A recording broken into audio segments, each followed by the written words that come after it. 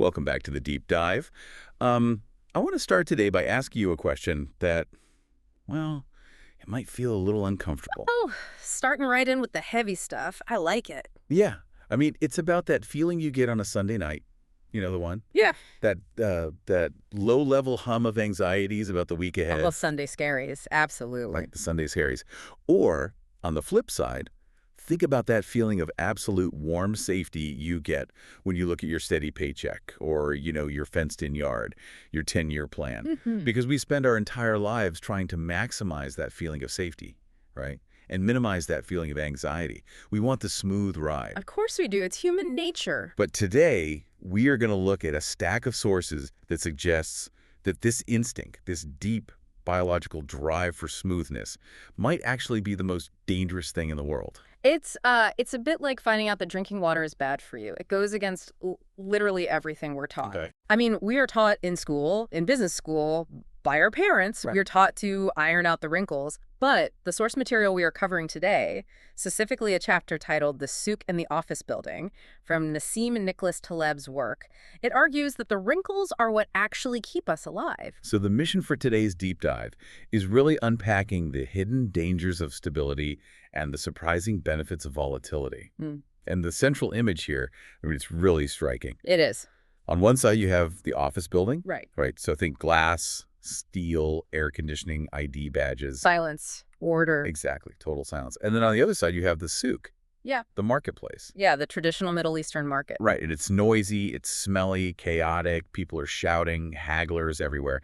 And the core question we want to answer today is, why might that chaotic souk actually be safer than the pristine office building? It comes down to, well, a really fundamental misunderstanding of risk. We tend to think that if we can't see the risk, like if the water is perfectly calm, then we're safe. Right. No waves means no drowning. Exactly. But the Souk teaches us that risk is, it's kind of like energy. You can't just destroy it. You can only hide it. Oh, that's a great way to put it. And when you hide it inside a quiet office building, it accumulates. It just grows in the dark until one day it blows the whole building up. That is a terrifying image.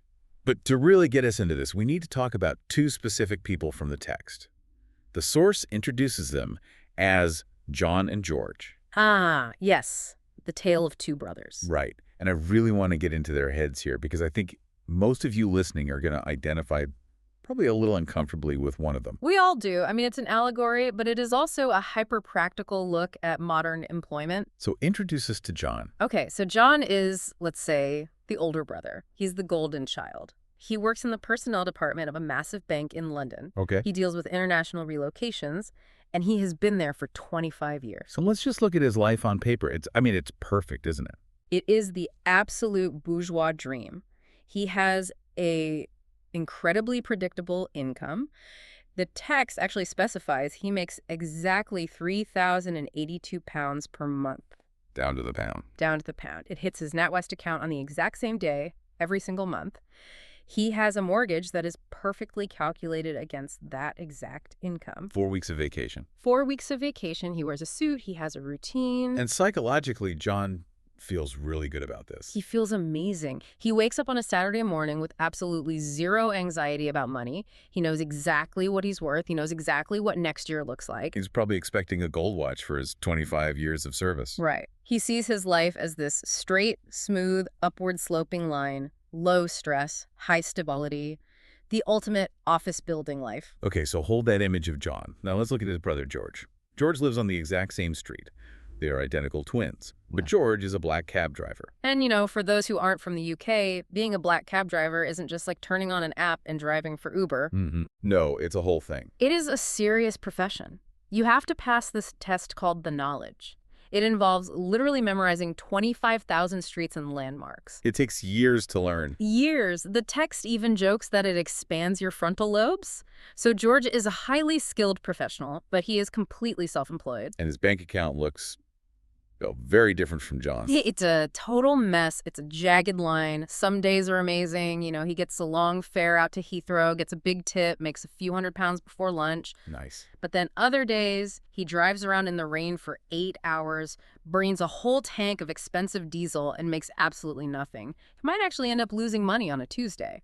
So George is Stressed. Constantly stressed. He's always complaining to John. He says, I wish I had your life. I wish I knew where the rent was coming from next month. He has that chronic, low-level anxiety. Exactly. He feels the volatility of the world every single minute of every day. Now, if we stop the deep dive right here and ask you, the listener, who has the better career, I'd bet 99% of people would say John. Without a doubt. John is safe. George is living on the edge. Right. But we have to look past the surface here, because over the course of 25 years, their average income is actually almost identical. Really? Yes. But the source material argues that George is robust and John is fragile. John is the one sitting on a time bomb. Wait, unpack that for us. How is the guy with the guaranteed corporate paycheck the fragile one? It's all about the difference between visible risk and hidden risk. Oh, yeah. George faces visible risk. If the economy takes a downturn, people take fewer cabs. George feels that immediately. It hits his pocket that exact same afternoon. It's painful, but it's information. Yes, that is the absolute key phrase here. Volatility is information. When George has a bad day, his environment is screaming at him, hey, things have changed, you need to adapt. So what does he do? He adapts. He drives in a different neighborhood. He changes his hours to catch the night shift. He cuts his personal spending at home. He is constantly micro-adjusting to reality. So he's kind of like a boxer who takes a lot of little jabs, but he keeps his feet moving. Exactly. He is constantly wobbling, but he never actually falls down. Now look at John. John works at the bank. Let's say the bank is making terrible, toxic loans. Let's say the global economy is quietly crashing. Does John feel any of that in his paycheck? No, because his paycheck is fixed. He still gets his 3,082 pounds. Precisely. He is completely insulated from the information. He thinks everything is perfectly fine just because the check cleared. He has zero volatility. Right up until the day he has 100% volatility. The redundancy call. The dreaded HR meeting. The merger. The restructuring. The banking crisis. Suddenly, John is called into an office, maybe by someone he hired in his own personnel department, and told his job just straight up no longer exists. And at this point, John is what, in his 50s? He's 55. And here is the real tragedy of the situation. George, the taxi driver, has a skill set that works anywhere. If he loses a customer, he just finds another one on the next corner. He had thousands of bosses. Exactly. Right. John has one boss. And John's skills are incredibly specific to that one bank's internal bureaucracy. He knows how to fill out their specific forms. Yeah, he knows their legacy software. He knows their office politics. None of that transfers. So when he's thrown out into the wild at 55, he's basically helpless. He is virtually unhireable. He went from completely safe to economically dead in one single step. Wow. George goes from stressed out to still stressed out, but basically fine. George's constant volatility completely inoculated him against the big crash. Because he was already living in reality. Right. Whereas John's total lack of volatility set him up to be destroyed by it. Man, that really flips the script on conventional career advice. Yeah. I mean, we tell kids to go find a stable job. But if this text is right, we're basically telling them to blind themselves to market signals. We are telling them to trade small, manageable stressors for one giant, catastrophic stressor later in life. And there's another element to George's life that the text mentions, this concept of optionality. Because it's not just that George avoids the big crash. He actually has a shot at a massive windfall. Right. Yes, and this is the fun part of the theory. Because George is out there in the chaos of the souk, good accidents can happen to him. But John is capped. John is totally capped. He will never, ever make more than his salary. It is mathematically impossible for him to just get lucky while sitting at his desk. Right. He's not going to find a pot of gold hidden in the HR filing cabinet. But George, the text uses this brilliant real-world example of the Icelandic volcano eruption. Do you remember that? Eyjafjallajökull. Oh, yeah? Nobody could pronounce it and nobody could fly anywhere. The entire airspace over Europe was closed down. Total logistical chaos. Now, for John, sitting in the bank, this was just a mildly interesting news story. Maybe his holiday got delayed. Right. But for George, he's sitting in his cab in London, and a wealthy elderly woman knocks on his window. She says, I have to get to a wedding in the south of France. The planes aren't flying. I will pay you literally whatever you want to drive me all the way to Cannes. That is the jackpot. It's a 2,000-mile fare. He makes a month's wages in 48 hours. Wow. That is what the author calls a positive black swan. It's a rare, totally unpredictable event that massively benefits him. And you only get those if you are exposed to the randomness. Exactly. If you are locked away in the office building, you miss the crash, sure, but you also completely miss the miracle. It reminds me of that line in the text about artisanal jobs. The author compares the taxi driver to carpenters, dentists, and even prostitutes. Yes, he does. It's a very provocative comparison, but economically speaking, it holds up perfectly. How so? Well, a street-level professional, like a prostitute, much like a taxi driver, has a highly volatile income but very high optionality. Meaning there's always the chance for a huge upside. Right. There is always the pretty woman scenario, the chance of meeting a wealthy client who completely changes their life. It's about putting yourself in a structural position where randomness can actually help you instead of just hurting you. So if we zoom out a bit, John isn't just a guy with a corporate job. He's really a representative of a specific type of intellectual error, a mistake in how we all think about time and safety. Yes. And the source material has a great name for this: the Great Turkey Problem. Ah, the turkey problem. This is the mental model that I promise you, once you hear it, you will start seeing it everywhere in your life. Walk us through this one, because I want you to listen to really imagine that you are the turkey here. Okay, let's do it. So you are a turkey. You live on a very nice farm, and you are a highly rational, scientific turkey. I'm a data-driven turkey. Exactly. You believe in evidence. So day one, the butcher comes out into the yard. You're a bit nervous. Is he going to hurt me? But he doesn't. No, he gives you corn. Excellent organic corn. You eat it, you feel great. You mark it down in your little turkey spreadsheet. Butcher equals good. Okay, day two. The butcher comes back. More corn, fresh water. He even chases away a fox that was sniffing around the fence. So now I have 2 data points. Right. Your confidence is growing. You say to yourself, the butcher is not just neutral, he is actively my protector. And this just keeps going. It keeps going for 1,000 days, almost 3 years. Every single day, the data reinforces your theory. You get fatter, you get happier, you feel more secure. So if I'm plotting a graph of my safety, It would be a beautiful, steady line going straight up and to the right. Mathematically speaking, you have never been safer than you are on day 1,000. statistical evidence is just overwhelming at this point. It is entirely irrefutable. If you hired a Wall Street risk analyst, Toki, he would look at your chart and say, based on historical volatility, the risk of death on this farm is absolute zero. And then comes day 1001. The Wednesday before Thanksgiving. And the butcher does not bring the corn. No, he brings a very sharp knife. And the turkey's safety graph goes from an all-time high to 0 in a split second. This is, I mean, it's a funny image, but it's actually deeply disturbing when you think about it. Because the turkey didn't do anything wrong, logically speaking. He looked at the past to predict the future. And that is the fatal trap. The turkey completely confused absence of evidence with evidence of absence. Okay, break that down. Just because the turkey hadn't seen any evidence of danger, he assumed there was no danger at all. But in reality, every single day he was being fed. He wasn't being kept safe. He was just being fattened up for the kill. So his feeling of stability was an illusion. Worse than an illusion, his stability was actually a countdown clock. So connecting this back to John the banker, John is the turkey. John is the turkey, the bank is the farm, that steady monthly paycheck is the corn. And he thinks that stability means the bank loves him. But the bank is just fattening him up, extracting his labor, using up his prime working years until the market conditions inevitably change, and then chop. Wow. And what's crazy is that the source material applies this turkey problem not just to individuals, but to whole countries. It talks about the banking crisis of 2008 and even political dictatorships. It is the exact same underlying mechanism. Think about a dictator. The text mentions Saddam Hussein, or the Shah of Iran. Right. From the outside, looking at the data, those regimes looked incredibly stable. There were no protests, no messy parliamentary debate. No labor strikes, just quiet, totally orderly obedience. The office building model of government. Exactly. And foreign policy experts loved them for it. They'd say, oh, he's a strong man, but he brings stability to the region. But it was Turkey stability. It was Turkey stability, because that quiet order was achieved by violently suppressing every tiny bit of dissent. So they weren't resolving the problems, they were just hiding them. Hiding them.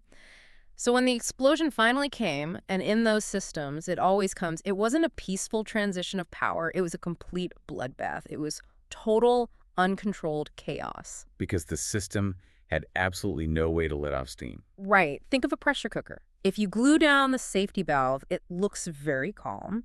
The steam isn't hissing. It's completely quiet. But you haven't removed the pressure. You've just turned the cooker into a bomb. So being bored and stable is actually terrifying. That's the takeaway here. I'm hearing a very clear theme. Noise is good.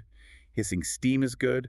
Arguments are good because they prevent the bomb from going off. That is the core thesis. And the text points out that there is one place on Earth that exemplifies this noisy safety perfectly. A place we usually think of as the most boring, orderly country in the world. Switzerland. The paradox of the Alps. And I have to admit, when I think of Switzerland, I do not think chaos. I think of trains running exactly on time, incredibly clean streets, and people who will literally shush you if you sneeze too loud on a Sunday. We all do. We think of it as this rigid, highly structured place. But the source material makes a fascinating counterintuitive argument. Switzerland is actually stable because it is a mess underneath. A mess. How is Switzerland a mess? Well, let's look at the history of who actually goes there. Historically, Switzerland has been the safe haven for basically everyone. The text mentions that during the Russian Revolution and World War I, you had everyone hiding out in Zurich. Right. You had Vladimir Lenin himself sitting in a cafe, probably furiously arguing about Marxism. And 2 blocks away? You had the daddyists, artists like Tristan Tzara, who were literally trying to destroy the concept of art. So you had revolutionaries and anti-art artists. And you had spies. You had European royals fleeing the very revolution that Lenin was planning. You had global bankers. It was a complete kaleidoscope of conflicting, explosive ideologies. Why there, though? Out of all the places in Europe, why do they all feel safe in the exact same place? Because Switzerland doesn't have a center. It doesn't have a big, powerful, centralized government that can swing a heavy hammer and dictate one way of living. The text actually mentions that most Swiss people don't even know who their president is. Which is mind-blowing for us. I mean, in the US or the UK, the national leader's personality completely dominates the news cycle 24/7. It's all we talk about. But in Switzerland, the president is just a rotating figurehead. They have very little actual power. The real power is in the souk. The souk of the municipalities. Yes. Switzerland isn't really a traditional nation-state. It's a loose confederation of cantons, and those cantons are made up of tiny, hyper-local municipalities.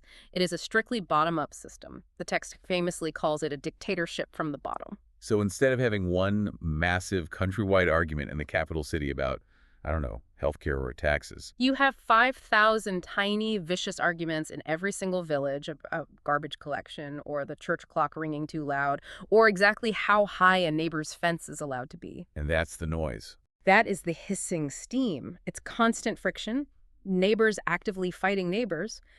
But think about the scale of the risk.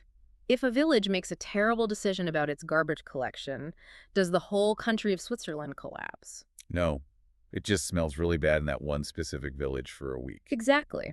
The mistakes are contained. They are robust mistakes.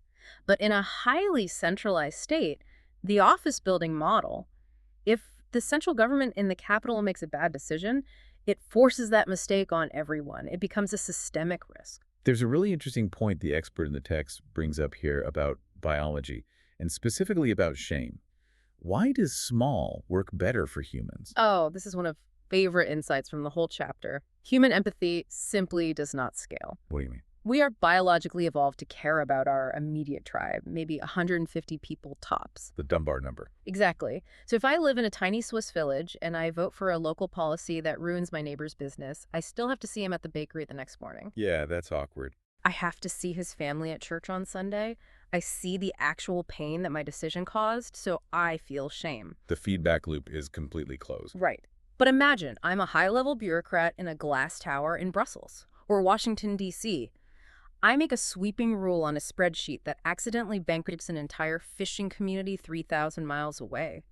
Do I ever see those fishermen? No, they're just data points on a screen. Do I feel shame? Probably not. I might even get a year-end bonus for improving efficiency.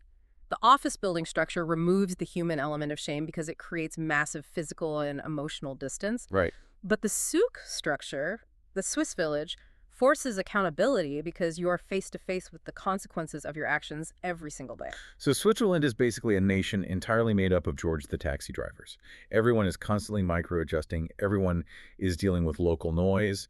And that constant wobbling prevents the country from ever becoming a Turkey. Precisely. They have helvetized their risks. They took the risk of governing and broke it down into thousands of bite-sized, manageable pieces. Now, I want to pivot to a case study that is, well, it's much sadder. It's a historical tragedy. It shows us exactly what happens when you take a thriving organic souk and try to forcefully cram it into an office building. We are talking about the Levant, Syria and Lebanon. Yes, this part of the text is incredibly heavy. The author, Taleb, is actually from this region. He watched this transition happen with his own eyes, and he points out that for 12,000 years, the northern Levant was highly prosperous. 12,000 years. When I read that, I thought it was a typo. No, it's accurate. From the Neolithic era right up until the mid-20th century, this specific area, modern-day Syria and Lebanon, it was the literal crossroads of the world. The Silk Road. It supplied the Roman Empire, it produced emperors, popes, massive thinkers. It was a global trading powerhouse. The text even drops a great little trivia nugget that Steve Jobs' biological ancestors were from Homs in Syria. Oh, wow. I didn't know that. Yeah, it just highlights how this region was an ancient exporter of immense talent in commerce. And it ran like a souk. It was a literal and metaphorical souk. Chaotic, messy, completely disorganized. You had dozens of different religions, different languages, all living and trading elbow to elbow. How did it survive like that under all those different empires? Well, the empires like the Ottomans, for all their many faults, they mostly left the local commerce alone. They just wanted the tax cut. Exactly. They wanted the revenue. They didn't care about micromanaging exactly how a local merchant sold his olive oil or what language he used to haggle. They let the noise happen. And then came the 20th century. And this dangerous desire for modernization. Enter the Ba'ath Party in Syria. They looked at the souk, this messy, noisy, ancient, beautiful marketplace, and they actually felt ashamed of it. What? They thought it looked backward compared to the West. They wanted to be modern. And to them, modern meant centralized. They wanted the crisp lines of the office building. They wanted the state to totally control the economy. They wanted 5-year plans. They wanted concrete architecture and steel and massive bureaucracy. And in doing so, they essentially destroyed the exact engine that had made them rich for millennia. They killed the network. They chased away the ancient trading families. The text explicitly mentions that the merchant families of Aleppo, who had been trading there successfully for centuries, they packed up and fled. Where did they go? They went to New York, to New Jersey, and to Beirut. They literally took the commercial DNA of the country and carried it across the border. And this sets up a fascinating comparison with Lebanon. Now, Lebanon is famously a very unstable place. It is. It has always had a weak central government, and as we know, it eventually collapsed into a horrific, drawn-out civil war. But the text makes a genuinely shocking claim here. It says that during the absolute worst of the civil war, Lebanon was economically better off than peaceful, stable Syria. Yes. The standard of living in war-torn Lebanon remains significantly higher. How is that even possible? Because while the Lebanese government was weak or essentially non-existent, the market was still fundamentally free. The souk was still open for business. People were still trading. In Syria, there was no war initially, but the economy was in a bureaucratic stranglehold. It was an economic prison. There is a quote here from the source that it stopped me in my tracks. It's from the author's grandfather. He's talking to one of those merchants from Aleppo who had fled to Lebanon. Right. The grandfather asks him, why don't you just go back to Aleppo? The war is happening right here in Lebanon. People are actively shooting at each other in the streets. And the merchant's response? He says, we people of Aleppo prefer war to prison. Prefer war to prison. That is such a heavy statement. I have to push back on that just a bit. Because war is hell. People die. Is he really saying that violent chaos is actually better than safety? He is saying that we need to define what safety actually means. There are two very different kinds. There is the safety of a prison cell. In a prison, you are fed 3 meals a day. You have shelter. Nobody is shooting at you. But you have zero agency. You cannot grow. You cannot trade. You are effectively a vegetable. That's the turkey safety on the farm. Exactly. Then there is the safety of the free creature.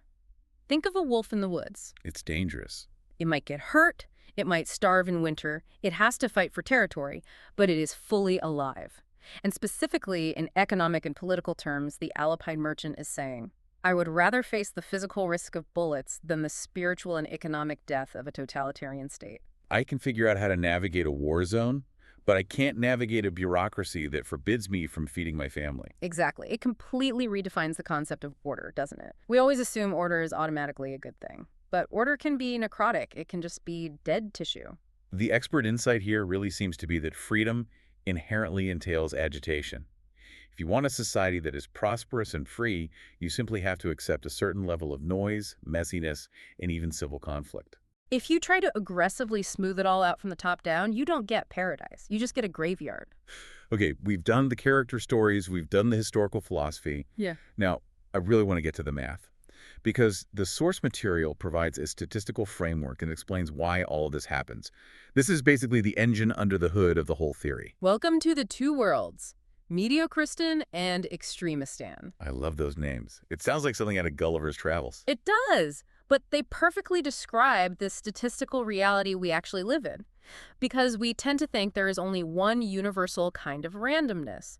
But mathematically, there are two wildly different kinds. Let's just start with Mediocristan. Mediocristan is the world of the standard bell curve. It generally applies to biological phenomena, things like human height, weight, calorie consumption. Give me an example of how the math works in this world. Okay, imagine a massive stadium with 1,000 randomly selected people in it, and we want to calculate the average weight of the people in that stadium. Yeah. Now, we take the heaviest human being who has ever lived in recorded history, and we drop him into that stadium. Let's say he weighs over 1,000 pounds, an absolute giant. Okay, does the average weight in the stadium change? It barely moves at all. Maybe the average goes up by 1 single pound. Because he's just one guy. Exactly. In Mediocristan, the extreme outlier is still very small relative to the total aggregate. You cannot physically have a human being who weighs 100 million pounds. The laws of physics just do not allow it. So in Mediocristan, things are basically safe. You can predict them. Yeah. The average tells you the reality of the situation. Yes. And this is George the taxi driver's world. He can have a really great day driving, but he cannot physically make 10 million pounds in a single Tuesday. He is bound by the strict constraints of time and physical space. Now let's travel over to Extremistan. Extremistan is the world of what statisticians call the fat tail. It applies to almost anything man-made, information-based, or highly scalable. Like what? Wealth, Well, book sales, Google searches, financial markets, pandemics. okay, so let's use the same stadium. Same exact stadium. Mhm. 1,000 random people. But this time, we look at their net worth. Let's say they are all perfectly average middle-class folks. Average net worth is, say, 100,000 pounds. Okay, pretty standard. Now, Bill Gates walks into the stadium. Or Elon Musk. Right. Suddenly, the total wealth inside that stadium is in the hundreds of billions. Wow. If you calculate the average now, the average net worth jumps to hundreds of millions of dollars per person.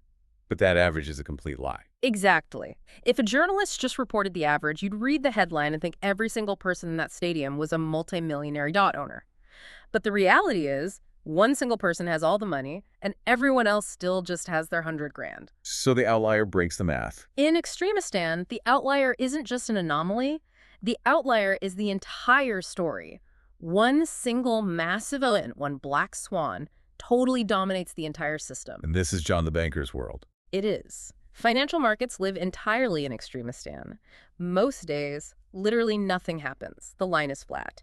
Then one morning, out of nowhere, the market crashes 40% and wipes out trillions of dollars. So where do we go wrong as a society? Why do we keep getting completely crushed by Extremistan? We commit what the author calls the interventionist error. We take the map of Mediocristan and we try to use it to navigate Extremistan. We treat money like its weight. We treat the global economy like it's biology.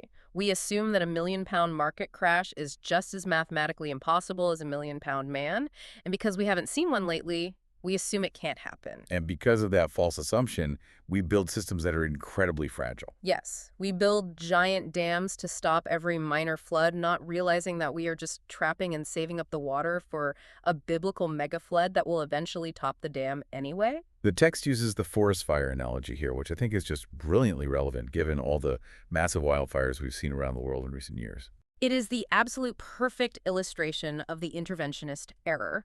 For almost a century, forest management policy was total suppression. Smokey the Bear. Put out every fire the moment it starts. Keep the forest looking stable, keep the trees green. The office building approach to nature. Precisely. But what actually happens when you do that, when you aggressively stop all the small, natural fires, the dead wood starts to accumulate on the forest floor. The underbrush gets incredibly thick. You're just storing the fuel. You are essentially turning the entire forest into a giant pile of kindling. You are creating a turkey forest. Oh, man. And so you trade small, frequent, manageable fires, which live in Mediocristan, for one massive, totally uncontrollable firestorm, which lives in Extremistan. And that mega fire burns so hot it completely destroys the soil and nothing grows back. Exactly. So paradoxically, the only way to genuinely prevent the megafire is to let the small fires burn. You have to let the system clean itself out. You need that frequent volatility to constantly burn off the dead wood. If you suppress the volatility, you aren't preventing a fire, you are guaranteeing a catastrophe. This connects so perfectly back to the idea of scale that we touched on earlier. We talked about how Switzerland works because it's small and decentralized. The source material strongly argues that when you scale human systems up from a tiny village to a massive nation-state, you aren't just making it bigger. You are fundamentally changing its nature. It is a nonlinear change. If you take a tiny mouse and just magically scale it up to the size of an elephant, it wouldn't just be a really big mouse. Yeah. It would instantly collapse under its own weight. Its bone structure wouldn't support the mass. And the text argues the exact same thing happens to countries. Yes. Look at the history of Germany and Italy. Before they were unified modern nations, they were collections of hundreds of small statelings and independent city-states, places like Venice, Genoa, Bavaria, Prussia. And they fought with each other They constantly. did. But the text calls these mediocre wars. Mediocre wars. Yes, meaning they belonged to Mediocristan. They were small cabinet wars. A few thousand professional soldiers fought in a field. Maybe a minor province changed hands or a prince paid a ransom. It was tragic for the people involved, sure, but it didn't end global civilization. And then, in the 19th century, they unified. They became massive great powers. And when great powers fight, you don't get a border skirmish. You get World War I. You get World War II. You get industrial-scale total war. We moved from the manageable noise of this city-state to the literal apocalypse of the nation-state. So bigger isn't inherently better. Bigger is exponentially more fragile. And, according to the text, much more corrupt. Let's touch on the corruption point, the economics of lobbying. Oh, this is just pure ruthless math. If I am a massive corporation and I want to rig the system in a highly centralized state like the US or the EU, I know exactly where I need to go. You go to the Capitol. I go to K Street in DC, or I go to Brussels. I find the one specific committee regulator who is in charge of my entire industry. It's a massive bottleneck of power. Right, so I take him out to an expensive lunch. I subtly offer him a lucrative consulting job for when he leaves public service. Classic. The return on investment for that one lunch is astronomical because that one guy's pen stroke affects 300 million people. It is highly efficient for me to bribe him. But what if you try to do that in a decentralized system? Like a Swiss confederation, Mm-hmm. or a loose system of independent city-states. To effectively rig the market across that whole area, I would have to travel around and individually bribe thousands of local mayors, town councils, and village elders. It's just not practical. It's way too expensive. It's too much friction. So centralization actually subsidizes and incentivizes corruption by concentrating the targets. Decentralization makes systemic corruption financially inefficient. So the author suggests that we really need to completely rethink our political vocabulary. We should stop being so afraid of balkanization, regions breaking into smaller independent states, and we should start actively celebrating Helvetization. Yes, Helvetization. Becoming more like Switzerland. Building a collection of small, highly autonomous units that trade freely with each other, probably hate each other's local noise, but structurally do not have the power to completely destroy each other. Like a commercial piece, the Pax. The ancient Romans deeply understood this. The Ottomans understood this for a long time. They let the locals run the Daily Show. They just wanted the big picture trade to flow smoothly. Wow. We've covered so much ground today. We've gone from the daily stress of a London cab driver to the tragic logic of a Thanksgiving turkey, to the paradox of Swiss peace, to the terrifying math of forest fires. It's a lot to process. It really is a complete inversion of the standard modern worldview. So let's bring it all home for the listener. Yeah. Say I'm listening to this deep dive right now. I'm commuting to work or I'm folding the laundry. I'm not a head of state. I'm not a central banker setting interest rates. What do I actually do with this knowledge? How do I stop being a turkey in my own life? The very first step is a fundamental mindset shift. You have to stop viewing volatility as your mortal enemy. Okay, easier said than done, but I'm with you. If you are in a career where you do the exact same repetitive task every single day, and you have absolutely zero visibility on the actual financial health of your company, you're sitting in the office building. You feel perfectly safe right up until the moment you are economically dead. So what's the actionable advice? Get a side hustle. It's about personal diversification. It's about Georgifying your life. Do not rely entirely on one single source of massive stability. Learn new, adaptable skills that apply broadly across industries, not narrowly to one specific company's bureaucracy. Be adaptable. And deliberately expose yourself to small, manageable risks.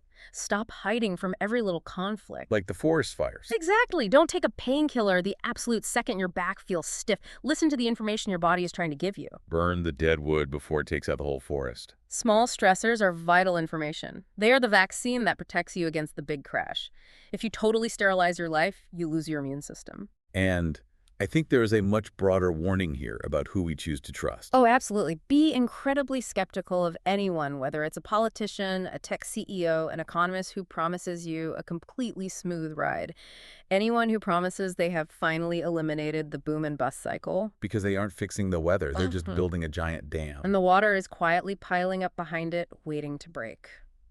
So here's the final provocative challenge I want to leave you with today. Look closely at the graphs in your own life.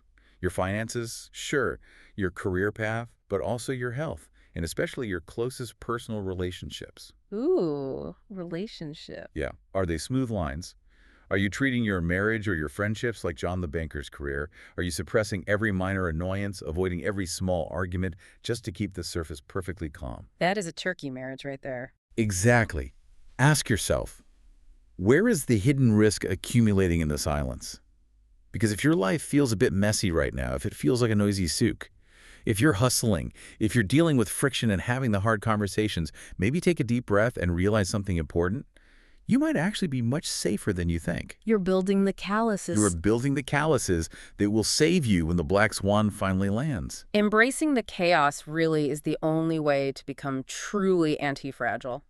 Thank you so much for joining me on this deep dive. It has definitely fundamentally changed how I'm going to look at my own safety and comfort this week. Always a pleasure. Keep wobbling. Keep wobbling. I like that a lot. Thanks for listening, everyone, and we will see you out there in the souk.